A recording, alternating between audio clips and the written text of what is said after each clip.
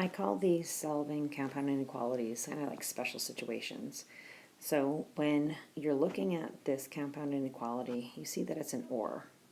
And in your head, you're thinking, okay, well, an OR is going to look something like this. You can see that they're going in opposite directions. So that's what you have in your head as to what it may look like. Let's go ahead and I'm going to get rid of this here. Let's go ahead and actually simplify this and see what happens. So we have minus 1 on this side. We have negative x is greater than negative 3. And we have to divide by that negative 1 because we want to get x by itself, not negative x. Flip the inequality symbol. We have x is less than 3. Over on this side, I'm actually going to go ahead. I'm going to divide this whole thing by 6 and this by 6. So I have 2x minus 3 is greater than or equal to negative 1. These will cancel out. I'm going to add 3 to both sides. And I have 2x is greater than or equal to 2. Divide both sides by 2. And I have x is greater than or equal to 1. Okay, this is unusual. I have a less than 3 and a greater than or equal to 1. That actually sounds like it's going to overlap. So what I'm going to do is I'm going to draw the graph, and this is 1, this is 2, this is 3. And in red, I'm just going to show you what this graph would look like. So this graph would be open circle, everything going this way. And in blue, this would be open, close circle, everything going this way. I see an overlap, but this is an OR, and an OR means union, which means all the numbers combined. If I look at the way that these arrows are going, I notice that the whole entire spectrum here is being covered. So it's every single number, which means that this is an all real numbers solution. Every number fits because it satisfies both the x minus 3 and the x is greater than or equal to 1. Now this one is another OR, which means I should be having my graphs go in opposite directions, but let's see what happens here.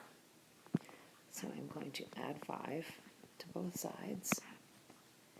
I have 2x is greater than 8. Divide by 2, x is greater than 4. And over here, I'm subtracting 7. I have negative 4x is less than negative 32.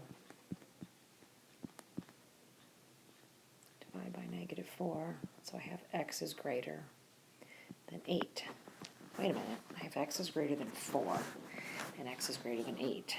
So let's see what this looks like. That's a 4, and that's the 8. If x is greater than 4, I'm just going here.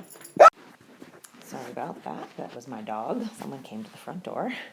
So x is greater than 4, open circle on 4, arrows going here. But now this one says x is greater than 8. So it looks like that. Okay, so this is an OR, which means it's a union. And so I need to include everything that's going to be represented by both these inequalities. So this is actually going to be x is greater than 4.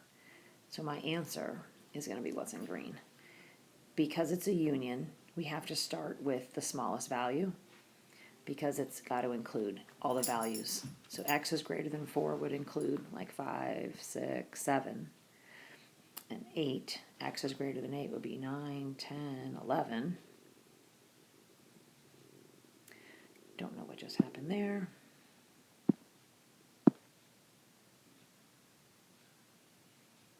9, 10, 11. So in order to represent all those numbers that are greater than 4 and greater than 8, we have to start with down here, x is greater than 4, because all these numbers are right here.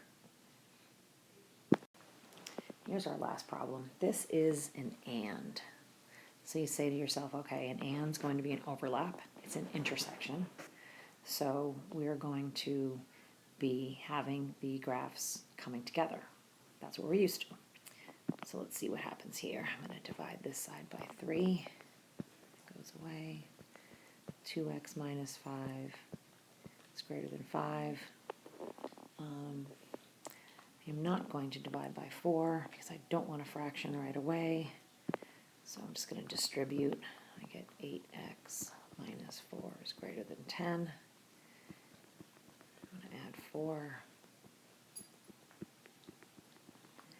Divide by 8.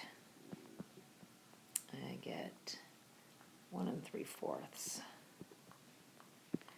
Back over here, I'm going to add 5.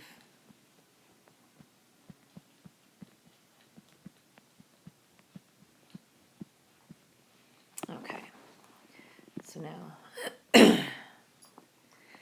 going to have down here I have 1 3/4, and here I have 5.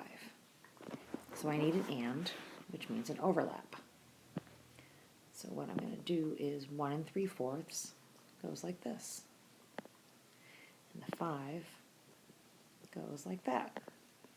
So now I have an overlap. And if you can see, I have 2 colors right here. And so this is your final answer, is going to be x is greater than 5. Because with an and, it's an intersection, or an overlap, what you see in both, and that's where you're going to see both. Thinking about the numbers that are greater than 5, we have 6, 7, 8, 9. Numbers that are greater than 1 3/4, so you have 2, 3, 5, 6, 7, 8, 9, and you notice those are all the numbers, including that 6, greater than 5.